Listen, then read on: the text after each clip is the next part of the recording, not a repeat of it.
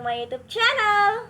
Kembali lagi dengan aku, Fadia Putri Audifasa dari tingkat 2 Fakultas Ekonomi dan Bisnis. Di video kali ini berkesinambungan dengan video yang sebelumnya, yaitu Human Capital.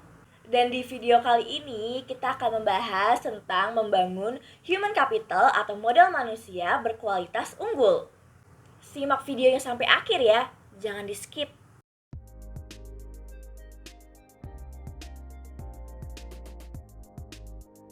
Di sini ada variabel penting SDM.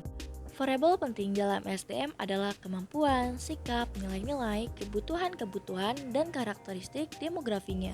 Variabel tersebut menurut Gomez 2003 halaman 26 dipengaruhi oleh lingkungan seperti norma dan nilai-nilai masyarakat, tingkat pendidikan, dan peluang yang tersedia. Di sini ada Human Capital Management. Human Capital Management dikemukakan oleh Gospers 2012.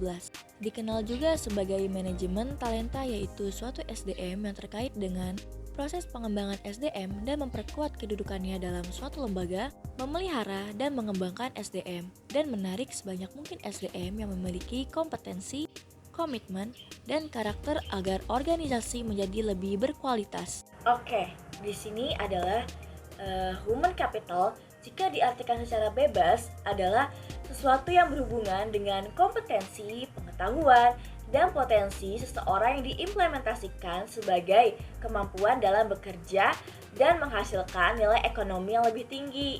Human capital dapat diperoleh melalui proses pendidikan dan pengalaman.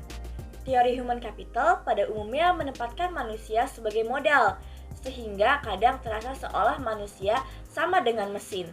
Namun, seiring perkembangan zaman dan teknologi, human capital justru dapat memfokuskan perkembangan manusia dalam hal ini sebagai tenaga kerja pada investasi pendidikan yang lebih baik. Perusahaan yang baik akan mengembangkan human capital yang ada dalam organisasinya dengan optimal pula.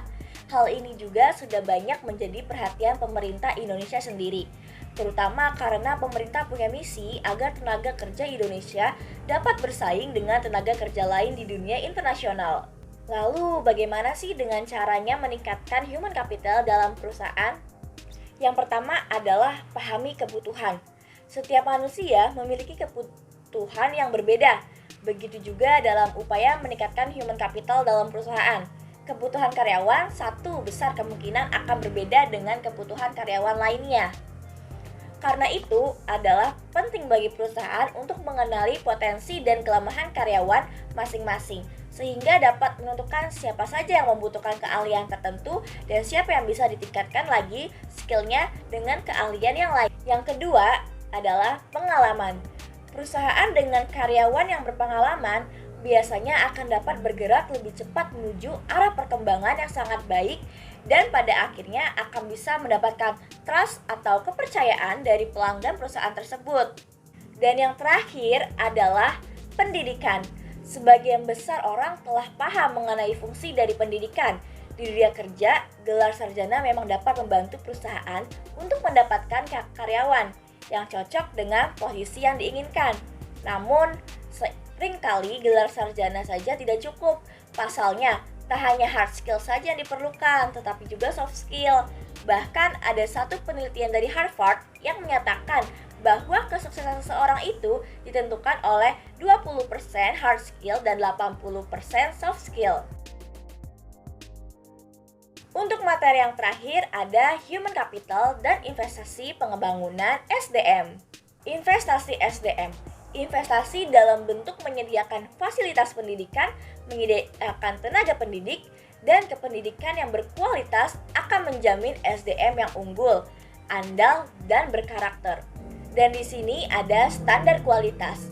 Kualitas produktivitas memenuhi standar apabila SDM mendapatkan pengalaman belajar dan latihan yang cukup untuk penguasaan ilmu pengetahuan dan keterampilan sesuai bidang peminatnya.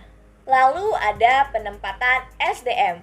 Penempatan orang yang berprestasi dan bereputasi akan memberikan jaminan bahwa pembangunan human capital dalam organisasi pendidikan dapat memenuhi target SDM yang diharapkan. Dan yang terakhir ada konsep human capital. Konsep human capital berkaitan dengan fakta bahwa pada dasarnya manusia akan menanamkan investasi dalam dirinya melalui pendidikan, pelatihan, dan aktivitas lain yang akan meningkatkan pendapatan mereka di masa depan melalui peningkatan penghasilan seumur hidup.